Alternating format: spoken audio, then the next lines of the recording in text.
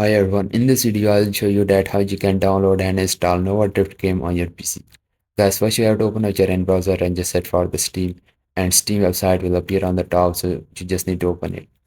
And once you open it, now click on the login option you are seeing on the right hand top, and here just log into your account, and if you don't have an account then just create an account. So guys, once you created the account, then click on the install Steam option you are seeing on the top, and here just download the Steam and install it into your PC. Guys, this is very simple and easy. Then just open up the Steam and log into your account. Then click on the top search box and just type here the game name. So you have to just type the Nova Drift and this game will appear on the top. So you just need to click on that game to open it. And here in this page, you just need to scroll down and you will see the option to add to cart. Just click on the option of add to cart and then just click on the option of view my cart here you are seeing. And once you click on that, now click on the option of continue to payment. And once you click on that, now here in this page, just pay with your PayPal or any other cards you have. And once you pay the amount, then go to the Steam library. And on the left hand side, you will find the game.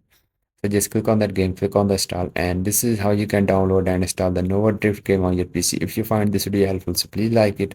And I will see you guys in the next video.